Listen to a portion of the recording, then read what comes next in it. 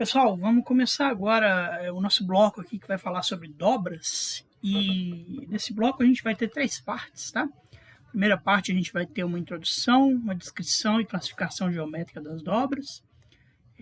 Na segunda parte a gente vai falar dos mecanismos de formação das dobras. E na terceira parte vamos falar de padrões de redobramento. Aí no fundo vocês estão vendo uma dobra lá na Sierra de la Ventana. Ventana em espanhol quer dizer janela, né?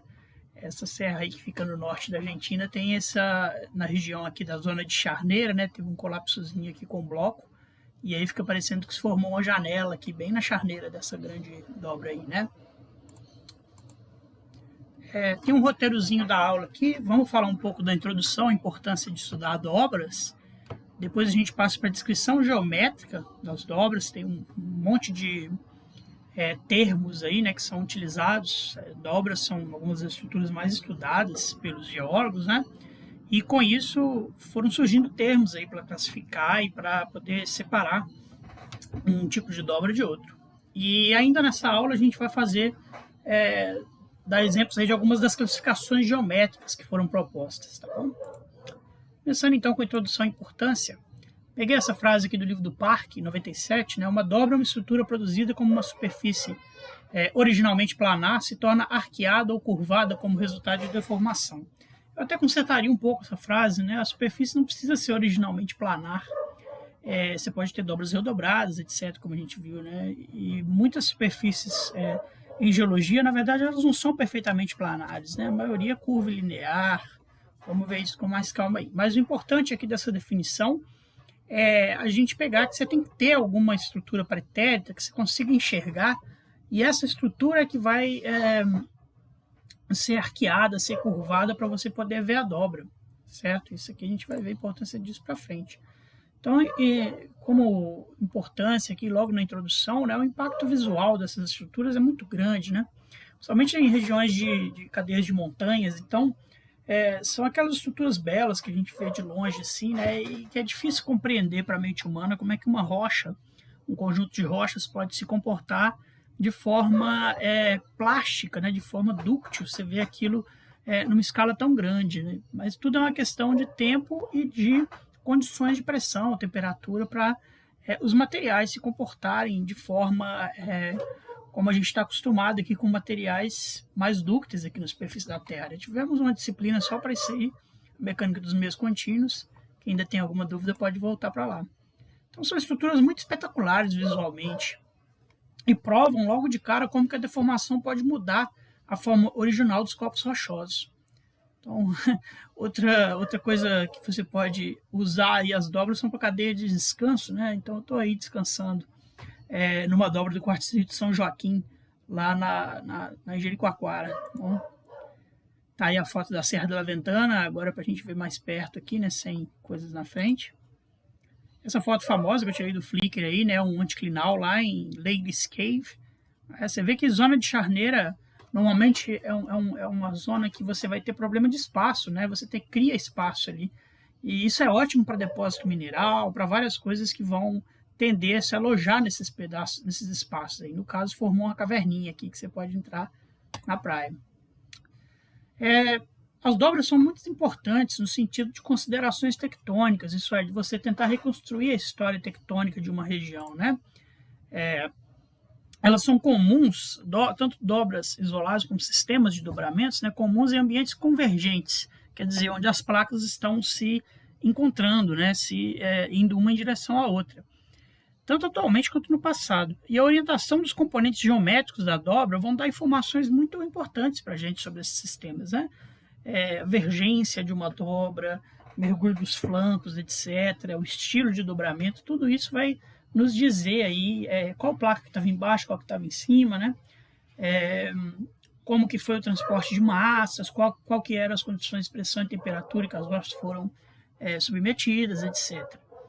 E isso tudo, né, claro, vai ficando mais forte se você está analisando um conjunto de estruturas que mostram coerência entre si, né? Quanto mais as várias estruturas dobradas formam harmonia, né, com um campo de tensão qualquer, por exemplo, vai ficar mais fácil da gente bater o martelo de como que é o sistema. Porém, isso aí, essas figuras que eu coloquei aqui, todas mostram exemplos disso, né? As dobras também se formam em ambientes cuja tectônica é relacionada à gravidade, tá? Então a gente tem que ter muito cuidado aqui, né? Nem sempre dobras se formam em ambientes exclusivamente convergentes. E aí estão exemplos aí, vários exemplos desse trabalho de Alsop Marco aí, né? Mostrando dobras do tipo slump, né? Dobras que estão se formando por gravidade quando você forma pilhas de sedimentos. Ou sismitos, né? Podem ser também quando você tem terremotos, você pode causar as rochas sedimentares de se dobrar. Você vê que aqui no caso tem um detachment, né? Uma superfície onde as rochas que estão por cima elas se descolam como se elas fossem uma toalha de mesa, né? Porque você tem um contraste de competência aqui, né? Nessa camada que é rica em lama. Tá? Essa camada funciona como lubrificante e a camada de cima vai dobrar como se fosse aí o presuntinho no sanduíche, né? Todos esses aí são exemplos de dobras que não são relacionadas à tectônica convergente, são dobras sedimentares, né, do tipo slump. E aqui um exemplo de como que pode se formar dobras do tipo slump em ambientes sedimentares e ambientes de tectônica divergente. Né? Vocês estão vendo aqui que a gente tem falhas normais, lísticas, né? E aqui você vai ter um ambiente de extensão e para baixo, lá o fluxo de massa está todo indo para baixo na gravidade, você vai ter ambientes onde você vai ter compressão e formação de dobras de cavalgamento, certo? É uma coisa muito linda, né? Foi descrito de uns tempos para cá, está sendo muito descrito, são os cinturões de dobramento e cavalgamento relacionados a margens passivas. A margem equatorial brasileira, a gente tem muito disso lá, né? Os sedimentos vão deslizar talude abaixo, e lá embaixo no talude você tem a formação de um cinturão de dobras e falhas, muito parecido com os cinturões encontrados nas cadeias de montanhas, em termos de estruturas. Né? Então, são ambientes, subambientes convergentes dentro de um grande ambiente extensivo, extensional. Né? E a gente tem os exemplos das dobras clássicas aí nos ambientes convergentes, por exemplo, nos Alpes aqui, né? Tem dobras lindas aí que você pode enxergar nessas regiões onde o gelo limpa tudo e fica até covardia com a gente aqui, né? Que estamos num país tropical. Mas está aí mostrando alguns perfis aqui nos Alpes Centrais, né? Como é que essas dobras fazem parte da cadeia de montanhas aí de dobramento e cavalgamento. Agora, também tem a importância econômica, né? As dobras são excelentes guias para a exploração mineral e recursos energéticos, formam armadilhas estruturais, aí, né? Tanto para óleo e gás quanto para depósitos de ferro, de ouro, de metais, etc. Né? Então, para você conhecer a distribuição de determinado depósito mineral, você tem que conhecer a estratigrafia e a geologia estrutural da área, elas andam juntos aí, né? Um exemplo clássico aí das armadilhas estruturais de óleo, que já discutimos antes. E quando a gente foi lá em São Carlos de Bariloche, né, a gente viu isso aflorando, a erosão chegou até aqui embaixo, na cabeça de um anticlinal lá, a gente viu o óleo exudando. Né? Isso aqui são dobras lindas lá no cinturão da Mara, na Namíbia. Eu vou usar isso aqui, são fotos que eu tirei lá quando a gente fez o campo, né? Eu vou usar essas fotos um pouquinho mais quando a gente for discutir os mecanismos de formação de dobras, porque aqui tem exemplos muito legais a gente discutir essas coisas, tá? Então, para a dobra ser visível na rocha, como eu disse, né, você tem que ter alguma descontinuidade planar ou curvilinear, né, na rocha. Por exemplo, as camadas sedimentares ou camadas por fluxo ígneo, rochas acamadadas do tipo intrusão, né, por aí. Você não consegue ver dobras em uma rocha totalmente isótopa, né? Ela pode ter até sofrido aquela deformação dúctil ali, mas você não vai conseguir enxergar se você não tiver uma descontinuidade que te permita traçar, né, o que está acontecendo ali em termos de mudança de forma. Né? Normalmente, as camadas que definem dobra podem ser acabamento sedimentar, bandamento por fluxo ígneo, ou você pode já ter uma foliação anterior, metamórfica, que ela é redobrada, né? E aí essa foliação vai ser a estrutura curvilinear e curviplanar, né, que você vai estar utilizando para enxergar as obras. Então, para a gente vai ser importante aqui a gente distinguir entre as obras primárias, por exemplo, aquelas formadas por slumps, né, e as dobras secundárias, formadas por processos tectônicos do tipo interação de placas. Né? Eu vou fazer essa distinção aqui, porque muita gente chama esses processos sedimentares, onde se formam dobras do tipo slump, de tectônicos também. Né? O glaciotectonismo também acontece, né? A própria fluxo da geleira ali na base pode gerar dobras também. Então está aqui o Alexandre Leiner, lá em Correntina, na Bahia. Correntina fica num alto embasamento. A gente tem as rochas do grupo Bambuí, elas vêm todas horizontais, mas quando chega nesse alto embasamento, elas truncam e ficam cheios desses slumps, essas coisas aqui, ó. E para você reconhecer isso em campo, saber que é uma dobra sedimentar e não tectônica, né? As dobras sedimentares, normalmente, elas são restritas a níveis específicos dentro do afloramento. Por exemplo, onde o Alexandre está aqui, está cheio de slump, esse zoom aqui, né? Mas aqui em cima as rochas continuam passando horizontalmente, tá? Então são dobras que a gente chama de desarmônicas, né? Elas não têm uma vergência definida, elas costumam estar todas bagunçadas ali dentro e elas são restritas a níveis específicos dentro do afloramento. Elas não acontecem no afloramento inteiro, né? Não são estruturas penetrativas em todo o corpo de rocha. Isso é uma forma de você reconhecer isso aí. Outra coisa muito interessante, né? Eu mapeei uma folha 1/100.000 ali, junto com o Adriano, lá na região de Carmo do Paranaíba. E o que acontece lá é a mesma coisa. A gente tem o grupo Areado, Urucuia, que são horizontais, né, horizontalizados, né, rochas sedimentares horizontalizadas. E o primeiro ponto que a gente pegou no mapeamento estava cheio de dobra para todo lado. As rochas estavam todas dobradas e verticalizadas. Eu não entendi nada. Falei, eu não esperava isso aqui, né? São rochas fanerozoicas. A gente não tem grande tectonismo do tipo tectônica de placas no Brasil depois do brasiliano, né? Depois do Neoproterozoico cambriano. Mas aí o próximo ponto que a gente pegou era um plug, né? Era uma rocha vulcânica chamada de Camafugito, que é muito comum ali na região oeste de Minas. Então, o que acontece é que essa intrusão dos camafugitos causa dobramento nas rochas ao redor.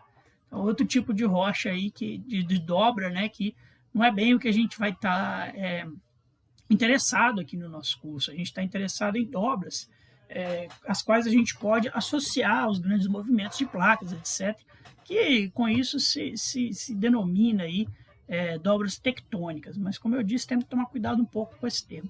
Claro que você pode analisar as dobras do tipo slump, as dobras geradas por intrusões de rochas ígneas, etc. Elas vão ser um pouco mais complicadas de compreender, porque elas costumam ser desarmônicas, como eu disse. O que quer dizer isso, né? A cada momento, a linha de charneiro, os flancos, a vergência, pode te dar informações diferentes, né? Porque não é um caso em que todo o transporte de massa está indo para uma direção, é um caso em que vai depender o lado que está descendo as coisas e para o lado que está subindo as intrusões, né?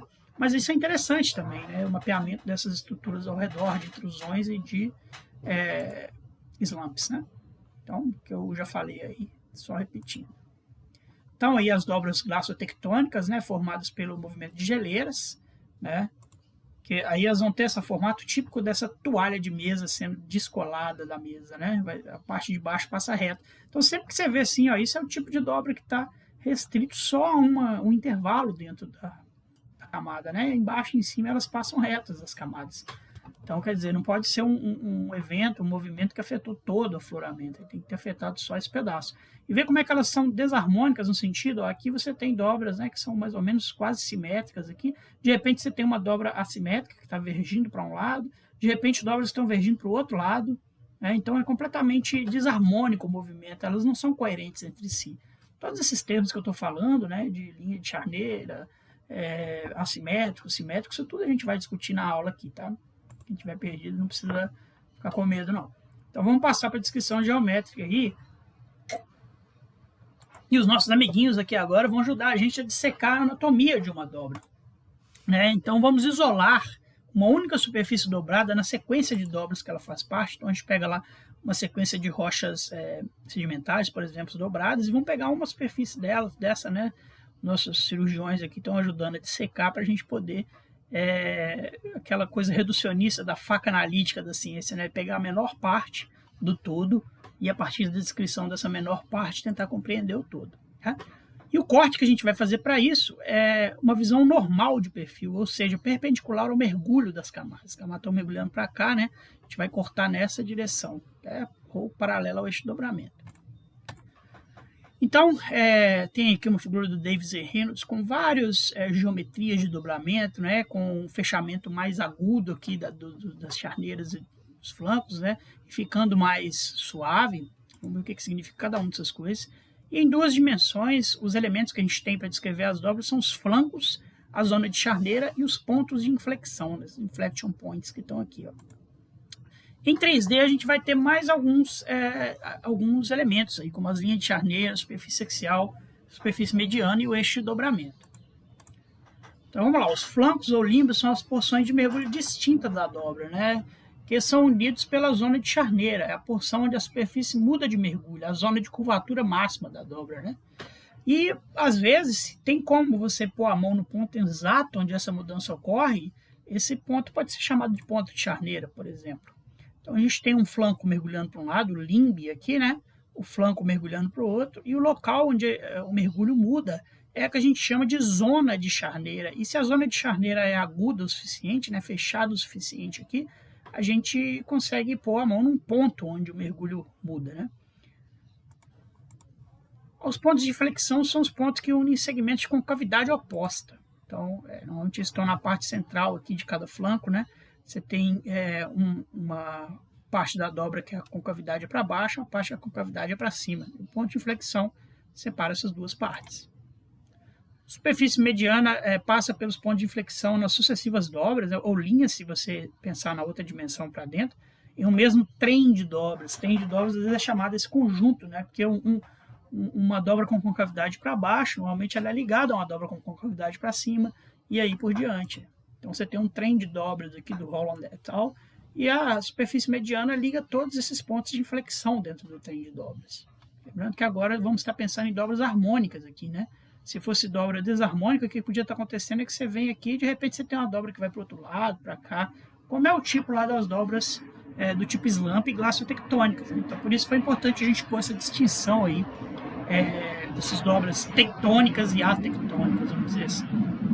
Agora, em 3D, né, traz outras nomenclaturas interessantes. A gente pensa na dobra em 3D agora. Primeiro é a linha de charneira. A linha de charneira une todos os pontos de charneira, é uma superfície dobrada. Né? Essa linha de charneira ela pode ter várias formas geométricas. Ela pode ser reta, né, como nesse caso aqui da figura A, mas você pode ter uma linha de charneira curvada, né, como é esse caso aqui, por exemplo. Essa dobra, no caso, não vai ser uma dobra cilíndrica, vai ser uma dobra acilíndrica. Você pode ter uma zona de charneira, uma linha de charneira, desculpa, né? Que ela é curvada, mas apenas com uma curva, né? Apenas com uma concavidade.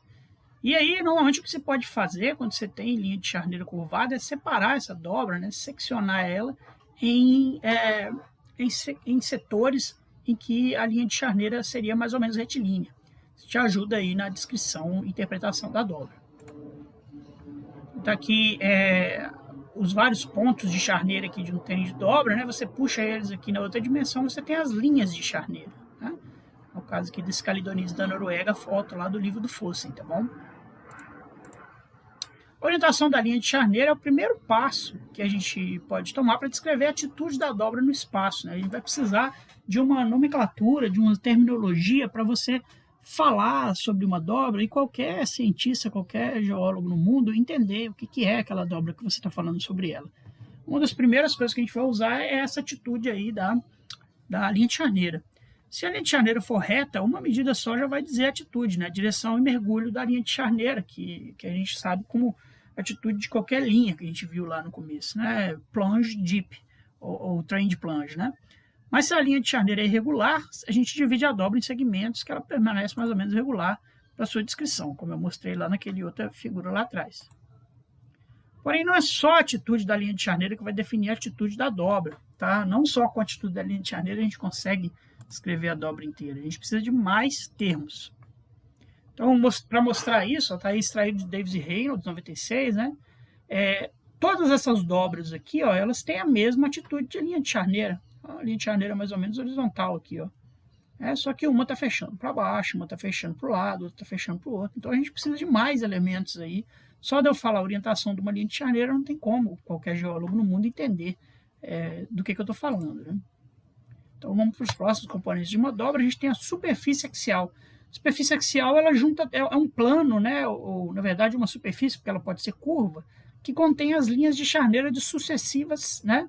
Superfícies dobradas, como a gente seccionou lá atrás. Então, a gente começou pegando os pontos de charneira, né? Depois a gente puxou o ponto de charneira nessa direção para fazer a linha, né? E agora a gente está puxando essas linhas de charneira na direção de juntar toda a superfície dobrada para fazer a superfície axial, o plano axial da dobra. Em geral, a superfície axial é curvada. Se for planar, você pode chamar de plano axial, como é o caso só dessa primeira aqui, né? Essa aqui está com uma curva simples, essa aqui está com uma curva completamente complicada, né? E aqui a gente tem um caso de dobras, como dobras em caixa, em que você tem mais de uma superfície axial, né?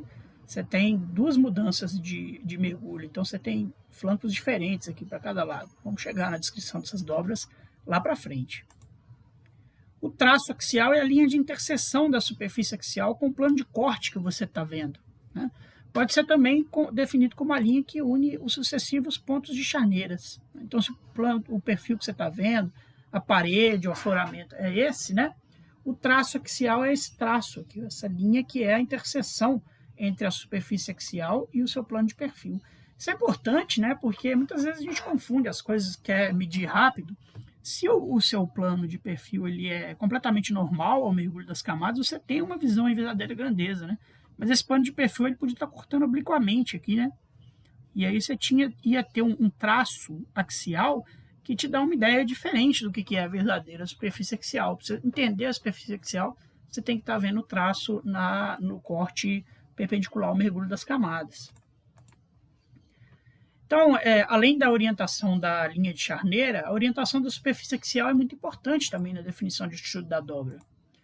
Mas, assim como a linha de charneira, somente essa orientação do plano axial, da superfície axial, não vai definir a atitude da dobra. Vocês estão vendo aqui, ó, essas três dobras têm a mesma superfície axial, né? É um plano vertical. As três têm a mesma superfície axial, mas eu só te falando que a superfície axial dessa dobra é um plano vertical não resolve. Pode ser qualquer dobra que esteja orientada aí de forma que as linhas de charneira dentro dela estejam todas contidas nesse plano, né? Então, para a gente definir a atitude de uma dobra, os esquemas de classificação mais clássicos aí, eles usam tanto a atitude da linha de charneira quanto a atitude da superfície axial, ou seja, junta as duas coisas. Vamos ver esse esquema de classificação mais para frente aí. Uma distinção importante, né, uma armadilha aí, na verdade, é a gente distinguir entre linha de charneira e eixo de dobra. Tá? O eixo da dobra é uma linha geométrica, imaginária, que não possui localização fixa. Seria uma linha que, quando você move ela paralelamente a si mesma, ela vai gerar o formato da dobra. E a melhor analogia do Davis e Reynolds, novamente aqui, né, é o maestro com a batuta. Aqui ó, a gente tem uma linha, né, que à medida que ele move essa linha para lá, para cá, no espaço, você gera o formato da dobra. Esse é o eixo da dobra, né? A linha de charneira não, a linha de charneira é a linha que une todos os pontos aqui em cima, né? Normalmente o que você está medindo no campo é a linha de charneira e não o eixo da dobra. O eixo da dobra é essa linha imaginária. Então, a gente tem dobras que possuem eixos, né, que são chamadas de dobras cilíndricas, porque elas têm esse formato cilíndrico aqui em corte. Mas nem toda dobra é cilíndrica. Nem toda dobra você vai ter uma linha imaginária que você, mexendo ela no espaço, você vai conseguir fazer o formato dela. A maioria das dobras da natureza, na verdade, é não cilíndrica, né? Apesar de ter uma forma talvez aproximadamente cilíndrica, e aí você pode considerar como tal. Mas aquela dobra que eu mostrei lá atrás, por exemplo, tem um formato de sela, né, que a linha de charneira muda de direção. Aquela é uma dobra que tem linha de charneira, uma linha de charneira curvilínea, mas ela não tem eixo, né? Não existe uma batuta, uma linha imaginária que você vai dançar ela no espaço, que vai fazer aquele formato curvilíneo, como faz o maestro aqui, né? Então, aí, por exemplo, aqui é uma dobra cilíndrica, ela tem uma linha de charneira que corresponde ao eixo, né? E aqui é uma dobra não cilíndrica, né? A linha de charneira dela é curva. Muito típico que se forma em zonas de cisalhamento, né? Quando todas as linhas materiais tendem a deitar para o lado da direção de cisalhamento, e com isso até a linha de charneira da dobra tende a deitar nessa direção e ser redobrada também, né? Formando as famosas dobras em bainha. Então, essa é uma dobra que tem linha de charneira, mas ela não tem eixo, né? Não existe uma batuta aqui no espaço que, se o cara fizesse esse movimento, ia fazer esse formato da superfície da dobra, né? Então, olha aí, um dique granítico dobrado cilindricamente. Agora estamos vendo ele em 3D. Essa foto aqui a gente dá para ver todas as partes geométricas aqui, né? Flanco de cá, flanco de lá, superfície axial entrando aqui para dentro, né? Traço da superfície axial, esse aqui, linha de charneira, que é aproximadamente paralela ao eixo aí, né? E aqui a gente vê com a linha de charneira horizontal, uma superfície axial que mergulha, isso tudo aí vai ajudar a descrever a dobra no espaço. Então tem alguns outros termos aí também, essa figura também é do livro do Fossen, né? Tanto uma dobra aqui com linha de charneira, quanto reta, né? Quanto uma com linha de charneira dobrada, A gente vai ter a superfície axial, os pontos de charneira, o traço da superfície axial, os flancos para lá e para cá, os pontos de inflexão, e outros termos aí que são usados, né, como vem lá do estudo da física ondulatória, que é a wavelength, né, a frequência, comprimento de onda, etc., que você pode roubar lá da ondulatória para descrever uma amplitude, etc., né, dessas dobras como se fossem ondas. E a gente tem a superfície de envelope aqui dessas dobras, né? Vamos ver agora algumas descrições em respeito à morfologia, a forma de uma dobra. Alguns termos úteis aí, então, primeiro é o fechamento, tightness, vamos ver o que é isso aí, forma e razão entre a charneira e os flancos, simetria da dobra. Então, começando com o fechamento, né, o fechamento de uma dobra é a medida do ângulo entre os limbos da dobra, entre os flancos da dobra, vou chamar esse ângulo de alfa. É a medida entre tangente e a superfície dobrada desenhada nos pontos de inflexão. Vai ter desenho para a gente ver isso aqui. Então, a gente tem duas tangentes aqui nos pontos de flexão, né, para cá e para cá. E aí você puxa essas tangentes até lá em cima e mede esse ângulo interflanco, né, o interlimbo aí. Então, de acordo com o ângulo interflanco, lá, né, se a gente tiver um ângulo interflanco entre 180 e 120 graus, na verdade 180 não é uma dobra, né, pode ir um pouquinho 179, pelo menos 179,5 para começar, né, a gente tem dobras suaves, são dobras que você mal vai ver ali que ela está superfície dobrada, né.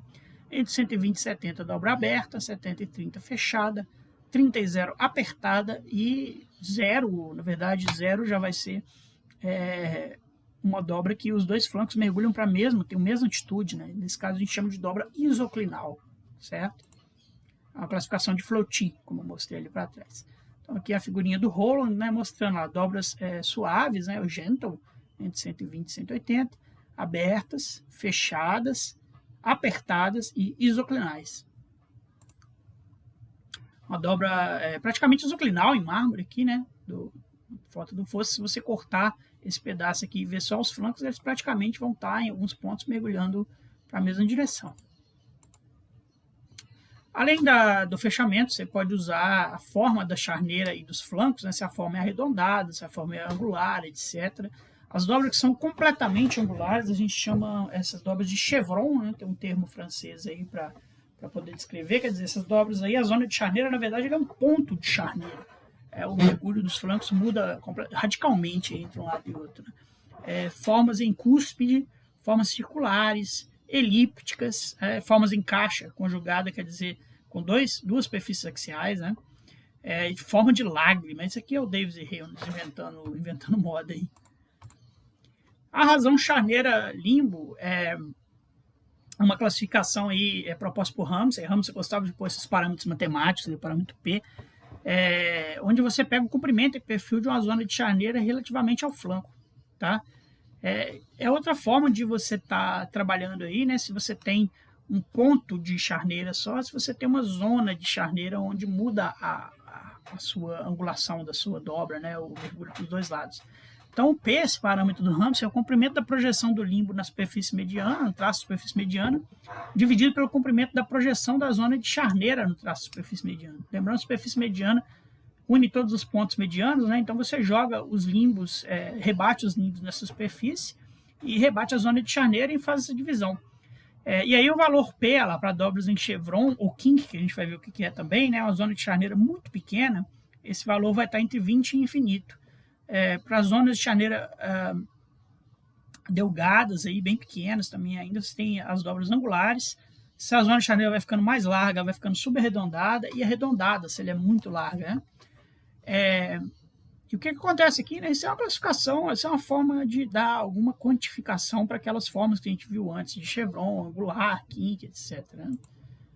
Então tá aqui algumas ilustrações. De acordo com a geometria flanco-charneira, então, a gente tem as kink bands, que a gente tem uma charneira completamente angular, e no caso das kink bands, como a gente está vendo aqui, é uma banda de kink, né? A gente vai ter uma situação em que a bissetriz do ângulo entre os flancos é diferente do traço axial da dobra. Tá? Se você fizer o ângulo entre os flancos, a bissetriz está passando aqui, mas o traço axial está passando, né, do outro lado aqui da kink. Isso não vai acontecer com outros tipos de dobra, né? Então é uma forma de você reconhecer kink bands aí. A gente tem as dobras em chevron com a charneira angular, a bissetriz do ângulo interflancos próximo ao traço axial. As dobras concêntricas, você tem a charneira altamente arredondada. Né? As dobras em caixa, que possuem 2 conjuntos superficiais. E aquilo que a gente falou antes também, né? Outra forma de classificar com a geometria flanco-charneira, são as dobras harmônicas, que se repetem com forma similar na direção do traço axial, e as dobras desarmônicas, que diferem em comprimento de onda ou desaparecem na direção do traço axial. Dobras em chevron aí, né, na Noruega novamente. E eu aqui, quando eu fui fazer esse mapeamento lá na Folha Carrum do Paranaíba, que a gente pegou as rochas todas dobradas, e aqui são rochas do grupo Bambuí com dobras em chevron, né? Vendo aqui a gente com a nossa geologia de um país tropical, mas está aqui ainda dando para ver o fechamento bem angular da charneira. Se for fazer aquela coisa do ramo, sei lá, do parâmetro P, né, a gente vai passar para a superfície mediana aqui e vai rebater um flanco de um lado e um flanco de outro, e a charneira, que a zona de charneira é muito pequena, né? Isso quer dizer que a razão entre charneira e flancos vai ficar uma coisa quase infinita aí, né? E eu aqui com a camisa do grupo de jovens da igreja aí fazendo campo. Dobras em kink, então a gente tem aqui, ó, né, kink para cá, kink para lá. Você pode fazer aqui o ângulo entre os flancos, você vai ver que é diferente do traço axial, tá bom? Normalmente elas ocorrem de forma conjugada, tem tudo a ver com aquele distribuição de tensões que a gente viu lá na mecânica do meio contínuo. E eu dobro em caixa aí, que eu peguei do Flickr, para a gente ter exemplo de tudo, né? Para um lado, para o outro. Isso costuma acontecer muito quando a gente tem alguma irregularidade no embasamento que faz acontecer essa cogumelinho, essa caixa saindo para cima e para os dois lados. Né? Falando de simetria agora, né? Uma dobra assimétrica, essa superfície axial é um plano de simetria, como se ela fosse um espelho, metade da dobra é a imagem espelho da outra. E a dobra não simétrica, obviamente, é assimétrica. Então, a gente tem aqui as superfícies axiais funcionando como espelhos para os flancos, né? As dobras simétricas. E as dobras assimétricas, você tem um flanco longo e um flanco curto. Flanco longo, flanco curto. A superfície axial vai ser deitada, né? Vai ter um mergulho. Dobras assimétricas, então, tem um flanco curto e flanco longo. E disse, né, que a divergência da dobra é na direção do flanco curto, contrário ao mergulho da superfície axial. Então, a superfície axial mergulha para cá. O transporte de massa normalmente é da direção do flanco longo para o flanco curto. Então, você tem transporte de massa aqui, no caso, de leste para oeste, né? Ao contrário do mergulho da superfície axial, que é para leste. Então, transporte de massa para lá. Coisa interessante de dobras assimétricas, né, é que você tem um flanco normal, né, onde a estratigrafia vai estar normal, por isso ele colocou essas setinhas, que é topo base, né? E você tem um flanco invertido. O flanco curto normalmente é invertido, né? Se você tem, por exemplo, aqui estratificações cruzadas ou marcas de onda, aqui elas vão estar na posição normal e quando você passa para o outro lado, elas vão estar na posição invertida, de cabeça para baixo. Isso ajuda muito na hora de mapear, né? Fazer mapeamento aí de regiões dobradas. Então, muito importante, tanto na análise cinemática, né, transporte de massa, de onde para onde que as coisas estão indo, quanto nessa questão de reconstruir a estratigrafia de uma área. Então, a estratigrafia no flanco curto torna-se invertida, overturned, e dessa forma, flancos curtos e longos são chamados de flanco normal e flanco invertido. Ordem das dobras, né? A gente falou disso um pouco na aula inicial aí da Geologia Estrutural 2, né? Que o sistema de dobras é comum a gente ver dobras menores nos flancos de dobras maiores dentro, né? Então, as dobras maiores são chamadas de dobras de primeira ordem, as segundas maiores na hierarquia são chamadas de segunda ordem, e por aí vai. Às vezes é chamado também de dobras parasíticas, né? Então, a gente tem dobras maiores, onde dentro delas a gente vai ter a repetição em uma escala menor, né? Então, você tem dobra de primeira ordem, dobra de segunda ordem. Você está vendo que dentro das dobras de segunda ordem, você pode ter ainda dobra de terceira ordem. Se você for fazer a lâmina, aí você pode ter dobras em escala microscópica de quarta ordem, etc. E isso aqui é um exemplo lindo, né, da geometria fractal da natureza, né, da repetição de um padrão em várias escalas diferentes. Então, eu dei esse exemplo na primeira aula, né? A gente pega aqui uma foto aí do Google Earth das montanhas Anti-Atlas, na escala regional, cadeia de montanha. Mas você vê também a escala de uma montanha só, a dobra. Você vê em escala de afloramento as dobras sendo repetidas. E você vê em escala de lâmina também dobras. Então, são várias escalas diferentes onde as geometrias se repetem, né? Às vezes é utilizada uma terminologia que são as dobras em M, Z e S, porque dependendo do flanco que você está olhando, né, você vai ver as dobras formando letras do tipo Z, flanco curto, flanco longo. Do outro lado você vai ver dobras em S e no meio você vai ver dobras em M, né, na charneira. Você pode usar isso aí como indicador cinemático, porque a vergência das dobras parasíticas, das dobras que estão dentro dos flancos, ela é sempre do flanco para a charneira. Né? Então você vê aqui, ó, flanco longo, flanco curto, flanco longo, flanco curto, a vergência aqui está te indicando que a charneira está para lá. Aqui é a mesma coisa, flanco longo, flanco curto, flanco longo, flanco curto, está te indicando para lá. E as dobras em M é onde se encontra tudo isso aí, né? Mas você tem que ter cuidado com a direção que você está olhando, né? Então, como a gente está olhando aqui para lá, as dobras em Z para a gente estão do lado de cá e S para o lado de cá. Mas se você estivesse vendo esse corte do outro lado da estrada, né? Ou por trás aqui da dobra, de trás para frente, o Z ia ser do lado de cá e o S do lado de cá, né?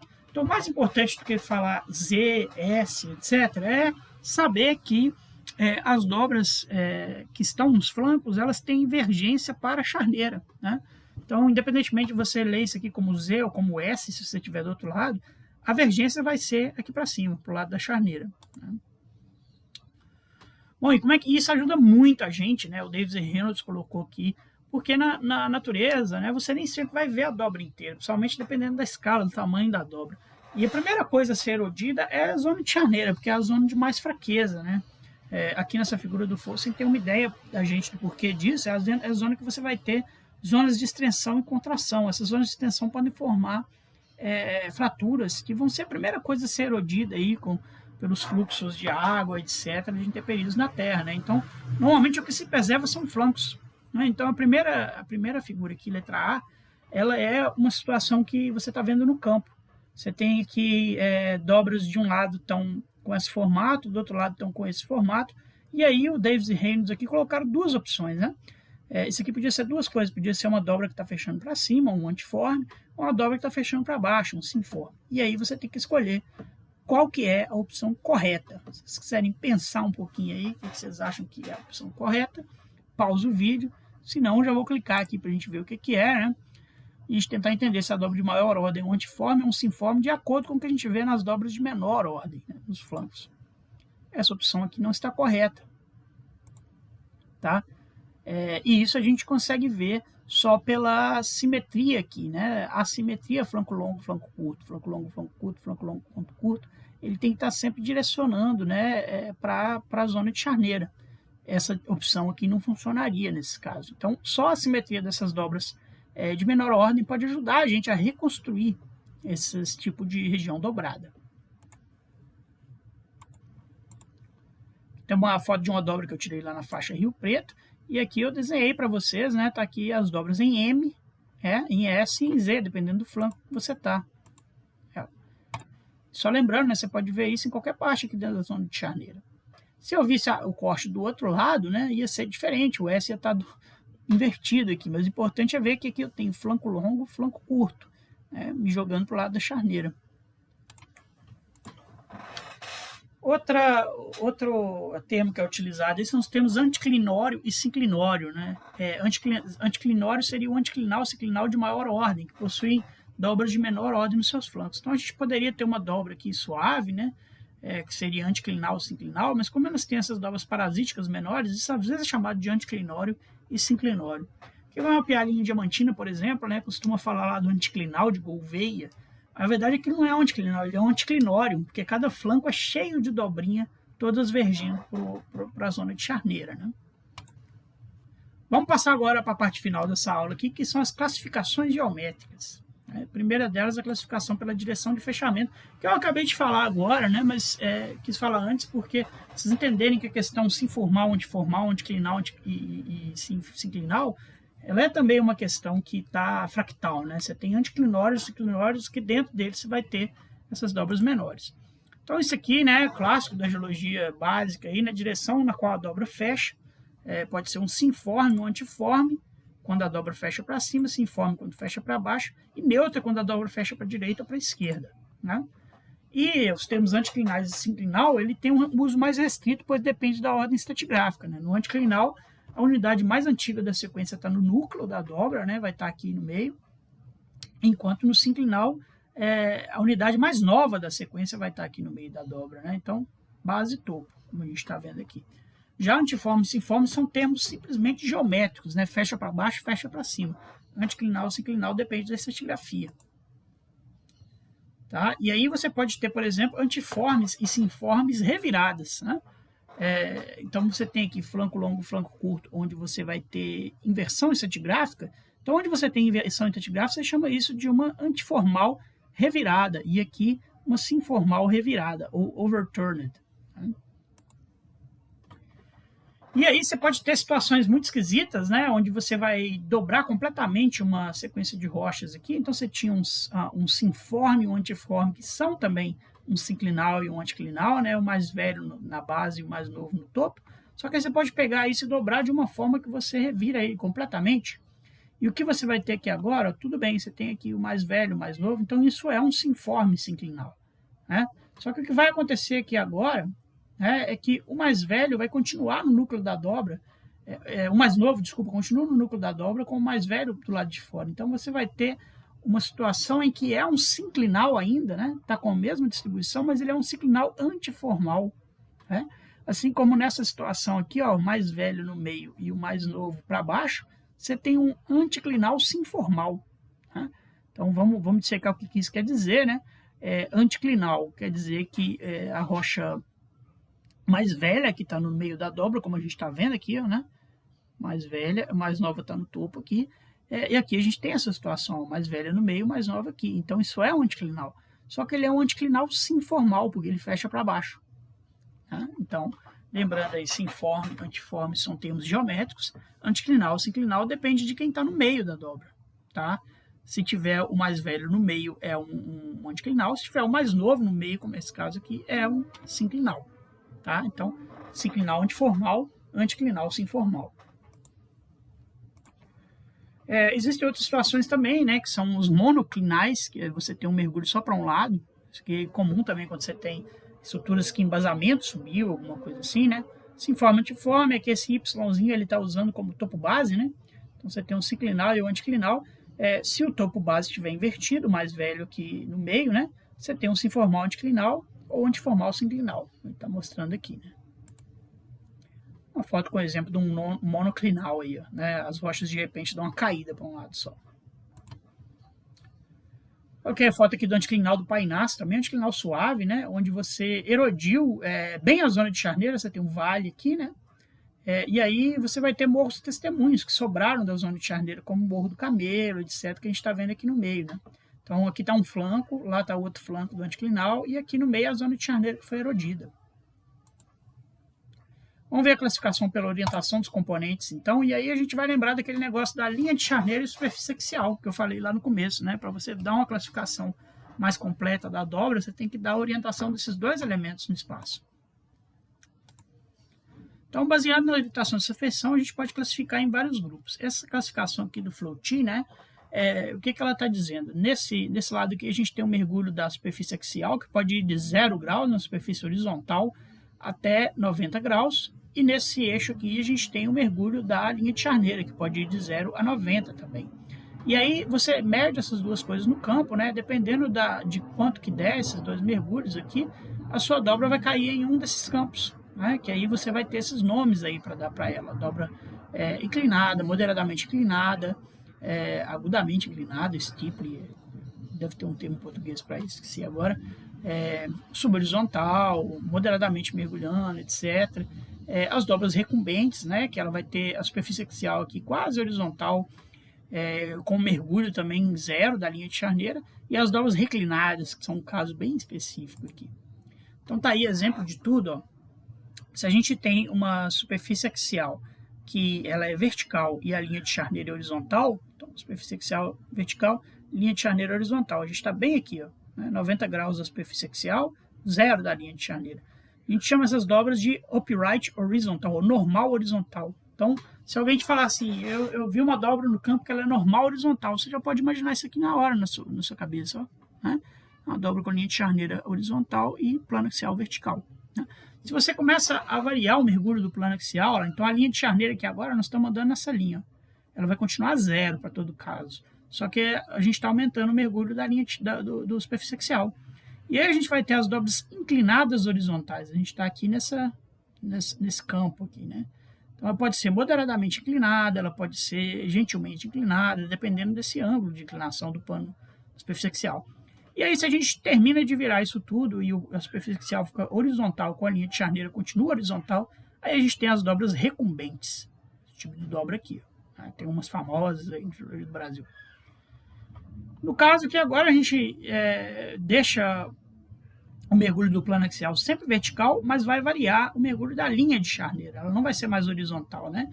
Então, se a gente começa a variar o mergulho da linha de charneira deixando o plano axial vertical, a gente vai ter as dobras normais com mergulho. O normal horizontal, o normal com mergulho. E se você leva isso ao extremo, né, o plano axial vertical com a linha de charneira vertical, você tem as dobras verticais aqui, né? Caindo aqui no subvertical a vertical. Agora, se a gente pega o caso mais geral, né, a sua dobra vai cair em qualquer posição aqui, onde você tem mergulho da superfície axial e mergulho da linha de charneira, a gente tem as dobras inclinadas com mergulho. É o caso mais geral aqui, que está aqui no meio, né? Então, no caso aqui, aí vai ter os termos moderadamente, gentilmente, etc., dependendo de onde que ela cai aqui, né? Então, essa dobra aqui no exemplo do Davis e Reynolds é moderadamente inclinada, moderadamente mergulhante, né? E a gente tem esse último caso aqui, né? Todas as dobras abaixo dessa linha são chamadas de reclinadas. O que é uma dobra reclinada, né? A linha de charneira, ela é a linha de máximo mergulho da superfície axial. Vocês estão vendo isso aqui, né? Então, a gente pegou essa dobra aqui, que a linha de charneira era horizontal, e a gente foi variando o ângulo dela aqui dentro da superfície axial, né? Aumentando o pitch, né? O rake, se vocês quiserem, até que essa linha de charneira ficou paralela à linha de máximo declive aqui da superfície axial. Aí você vai ter essas dobras muito especiais, são chamadas de reclinadas, certo? Então tá aí um bocado de nome aí para vocês se divertirem, né? Dobra, como é um negócio espetacular, é um negócio muito bonito, então muita gente estudou, muita gente propôs um bocado de terminologia, um bocado de nome. É igual decorar nome de parente, que você não vê há muito tempo, né? Você vai encontrar de novo aí no fim do ano, no Natal, então vocês não se preocupem em decorar não, mas em entender o que está acontecendo aqui, né? Porque a grande vantagem disso é um cara te virar para você e te falar, olha, no campo eu vi uma dobra normal com mergulho. E você lembrar do diagrama de Floatier, ter isso na sua caderneta e saber que ele está falando disso aqui. Né? Você já consegue fazer uma imagem mental de que tipo de dobra é aquela. Por enquanto, nós estamos só na geometria aqui, né? Só fornecendo classificações geométricas. Depois a gente vai falar em termos de mecanismos de formação, o que cada uma dessas geometrias nos diz, em termos de cinemática, etc. Né? Então, eu não vou repetir isso aqui, quem quiser pode pausar depois do slide, mas é aquilo que a gente falou, sempre variando essas duas variáveis, né? Superfície axial e linha de charneira. Varia o mergulho de cada uma delas, você vai ter os diversos tipos de dobra, normal horizontal, normal com mergulho, vertical, inclinada horizontal, recumbente, inclinada com mergulho, etc. E a reclinada, né? Olha aí uma dobra aproximadamente recumbente aqui, ó, né? Fazendo esse movimento. Né? Tem uma muito famosa aqui na região que a gente fazia campo de geologia estrutural também, que é a dobra lá do Ernesto, né? Que corre aqui no sul de Minas, é parecida. Aí eu forcei bastante falar que é parecida com isso aqui, mas pelo menos a geometria é parecida. A Serra da Ventana, tirei foto dessa dobra recumbente aqui pra gente, ó, né? E vamos ver agora a classificação de variação de espessura que o Ramsay propôs, né? Como sempre vai ter uma matemática envolvida, e o Ramsay gostava muito de matemática. Então, qual que é a ideia do Ramsay aqui? Né? Que a espessura das camadas dobradas ela pode permanecer constante dos flancos para a charneira ou mudar, dependendo da ductibilidade da rocha, que por sua vez vai ser determinada pela pressão, temperatura e taxa de deformação. Nesse caso aqui, essa foto que eu peguei, são dobras em mármore aqui, ó, o mármore é muito dúctil. Vejam o que aconteceu aqui. Ó. Na zona de charneira, a espessura da camada é muito maior do que nos flancos. Aqui também é a mesma coisa, a zona de charneira ficou espessada em relação aos flancos.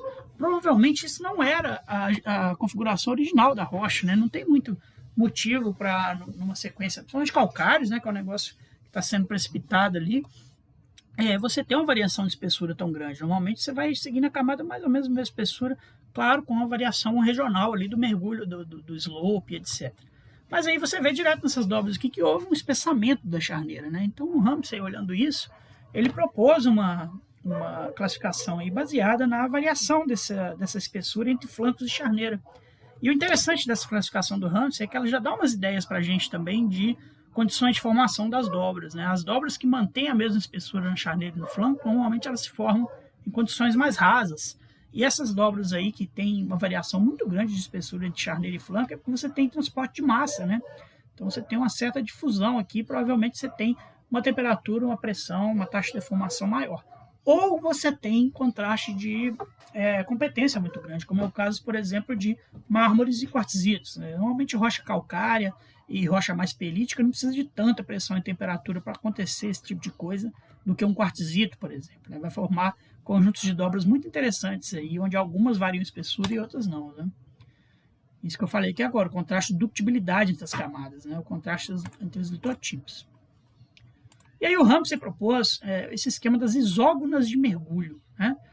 Isógona de mergulho é a curvatura relativa entre as duas superfícies limítrofes de uma camada.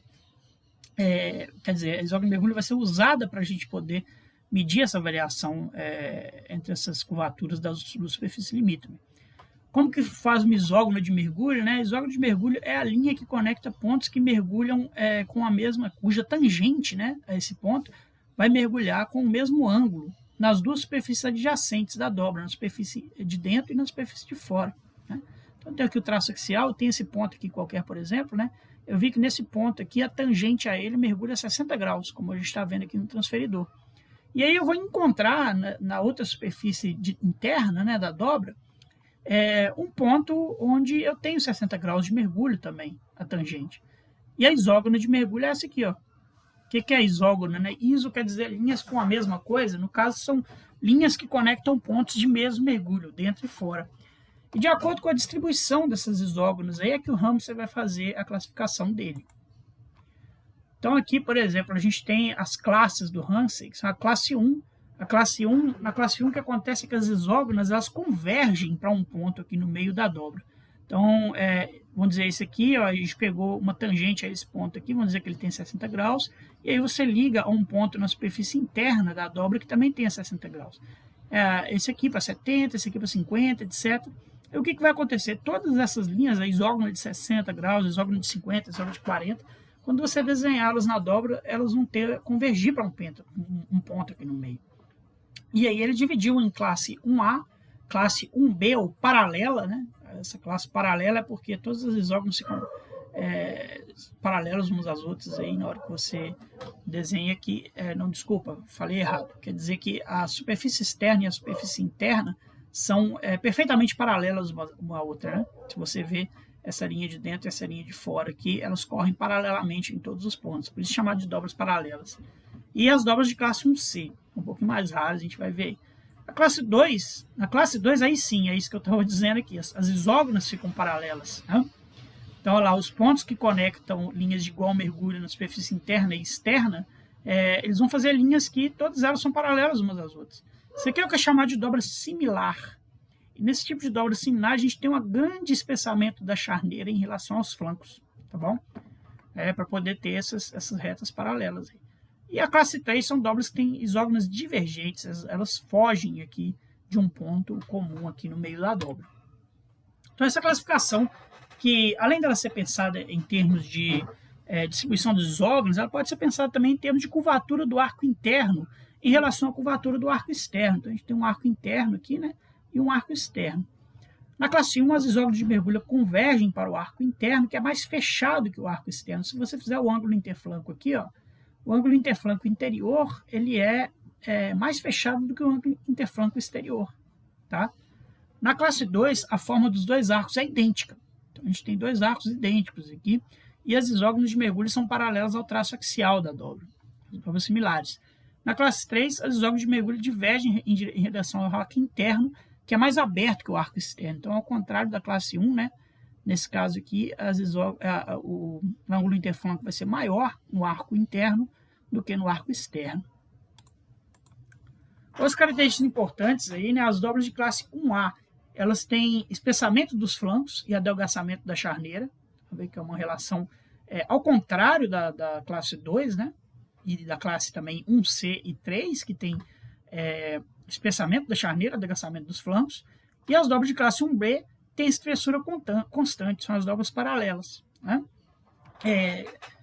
Comumente na natureza, né, como a gente viu, até pelas dobras de menor ordem, né, a coisa mais comum é você ter transporte de massa dos flancos para a charneira, né? Então, são mais comuns dobras do tipo 2, 3, etc., do que do tipo 1A, tá bom? Muito mais raros esse tipo de dobras aqui. E as dobras de tipo 1B são dobras que se formam em condições que você não consegue ter grande transporte de massa interna. Então, normalmente são dobras que se formam em ambientes mais rasos, né, que você tem ainda não temperatura e pressão suficiente para poder gerar uma difusão grande de massa ali dentro. Ou em rochas que são muito competentes em relação ao que está ao redor. Por exemplo, quartzitos, né? Às vezes o quartzito vai preferir rachar aqui no meio, né, na zona de extensão, do que permitir transporte de massa. Então, na natureza, as dobras que a gente mais vê de longe são a classe 1B, que são as dobras paralelas, mais rasas, né, e de rochas mais competentes, e as dobras de classe 2, são as mais comuns e mais fáceis de identificar no campo. As dobras de classe 1B são chamadas de paralelas ou concêntricas, quando elas são arredondadas, quando tem a zona de charneira arredondada, e são formadas tipicamente por deslizamento flexural, uma coisa de mecanismo de formação que a gente vai ver na próxima aula, né, profundidades relativamente rasas. Dobras de classe 2 são chamadas também de similares, e são dobras típicas formadas por um mecanismo muito específico que é chamado de cisalhamento, né, dobras por cisalhamento, que a gente vai ver também na próxima aula, né, e já indica que as profundidades na crosta são maiores, você tem que ter maior formação aí de planos de foliação, por exemplo. Vamos ver por quê. Tá aqui dobras de classe 1B, dobras que a espessura fica mais ou menos constante, em calcários aqui, lá no Grupo Bambuí, no São Desidério da Bahia. De vez em quando eu mostro essa foto para o pessoal, eles acham que aqui é o Alexandre Lain, que é parecido, mas na verdade não é o Lain, é o orientador dele, o Rolando Trompete, que está aqui vendo essa dobra concêntrica. Dobra muito rasa nos calcários aí, lá em São Desidério, tá? Vamos ver como é que a espessura continua constante. Se você desenhar as isógonas de mergulho aqui, você vai ver que elas convergem para um ponto aqui no centro, né? Esse tipo de dobra, o deslizamento flexural, que a gente vai ver, ou interestratal, né? O deslizamento acontece interflanco, entre um flanco e outro, né? Nesses planos aqui, que são muito bem definidos. Pode ser os planos de contato das camadas, pode ser planos onde você tem pelitos, coisas que ajudam a deslizar e por aí vai. E aqui já, né, são dobras similares aqui no meio, nessa zona bem cisalhada aqui no meio. Se você pegar cada uma dessas dobras, você vai ver, ó, por exemplo, isso aqui, ó, tem um espessamento muito grande da charneira em relação aos flancos. São dobras formadas por cisalhamento. Mesma coisa aqui na faixa Rio Preto. Ó, ver essa dobrinha aqui, por exemplo, você tem uma espessura maior da charneira do que nos flancos. E aqui já estou te dando a dica de como que se formam essas dobras. Vocês estão vendo aqui os planos de foliação, né?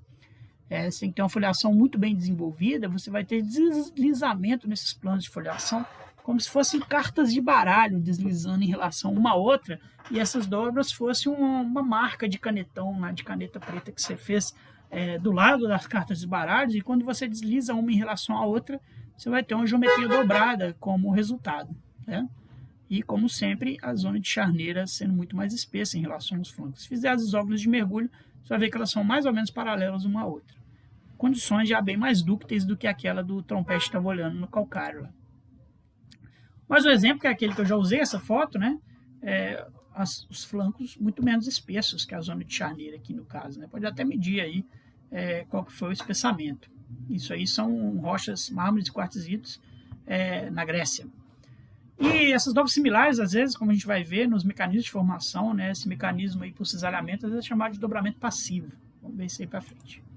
Beleza, pessoal. Até a próxima aula aí com os mecanismos de formação de dobras.